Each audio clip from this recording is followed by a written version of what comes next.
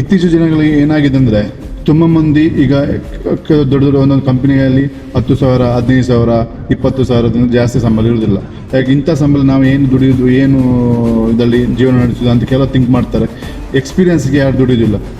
ಒಂದು ತಿಳ್ಕೊಳ್ಳಿ, ನೀವು ಕಮ್ಮಿ ಸಂಬಳದಲ್ಲಿ ಎಕ್ಸ್ಪೀರಿಯನ್ಸ್ ನೀವು ಎಷ್ಟು ಮಾಡ್ತೀರೋ ಫ್ಯೂಚರಲ್ಲಿ ನಿಮಗೆ ಅಷ್ಟೇ ನಿಮಗೆ ಒಳ್ಳೆಯದು. ಯಾಕೆಂದರೆ ಮೈನಾಗಿ ನಿಮಗೆ ನಾಲೆಜ್ ಬಿಲ್ಡ್ ಆಗುತ್ತೆ, ಎಕ್ಸ್ಪೀರಿಯನ್ಸ್ ಬಿಲ್ಡ್ ಆಗುತ್ತೆ. ಅದೇ ಪ್ರಾಜೆಕ್ಟನ್ನು ಹೇಗೆ ಹ್ಯಾಂಡಲ್ ಮಾಡೋದು ಅಂತ ಇದಾಗುತ್ತೆ.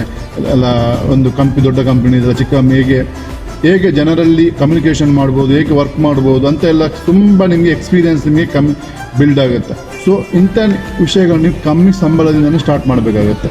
ನೀವು ಸ್ಟಾರ್ಟಿಂಗಲ್ಲಿ ನಮಗೆ 5 ಸಂಬಳ ಸಿಗಬೇಕಂತ ಹೇಳಿದರೆ ಅದು ದಯವಿಟ್ಟು ಅದು ಆಗಲ್ಲ. ಯಾಕಂದರೆ ನಿಮ್ಮ ಎಕ್ಸ್ಪೀರಿಯನ್ಸ್ ನೀವು ಎಷ್ಟು ಬಿಲ್ಡ್ ಮಾಡ್ತೀರೋ ಅಷ್ಟು ನಿಮಗೆ ನಿಮ್ಮ ಫ್ಯೂಚರ್ ಅಷ್ಟು ನಿಮಗೂ ನೆಕ್ಸ್ಟ್ ಲೆವೆಲ್ಗೆ ಕೊಂಡೋಗುತ್ತೆ. ಯಾಕಂದರೆ ನೆಕ್ಸ್ಟ್ ನೀವು ಒಂದು ಯಾವುದೋ ಕಂಪ್ನಿಗೆ ನೀವು ವರ್ಕ್ ಮಾಡಲಿಕ್ಕೆ ಹೋದರೆ ಸೊ ನಿಮಗೆ ಈ ನಿಮ್ಮ ಎಕ್ಸ್ಪೀರಿಯನ್ಸಿಂದ ನಿಮ್ಮ ನೆಕ್ಸ್ಟ್ ಲೆವೆಲಿಗೆ ಕೊಂಡೋಗಿ ನಿಮ್ಮ ಸ್ಯಾಲ್ರಿ ಕೂಡ ಹೈಕ್ ಆಗುತ್ತೆ. ನಿಮ್ಮ ಕಮ್ಯುನಿಕೇಷನ್ ಸ್ಕಿಲ್ ಎಲ್ಲಿ ಹೋದ್ರಿಗೆ ನಿಮಗೆ ಭಯ ಆಗೋದಿಲ್ಲ. ಸೊ ಮೈನಾಗಿ ಫ್ರೆಶರ್ಸ್ ಥಿಂಕ್ ಮಾಡ್ಕೊಳ್ಬೇಕಾದ್ರೆ ಕೆಲವು ಚಿಕ್ಕ ಚಿಕ್ಕ ವಿಷಯಗಳು.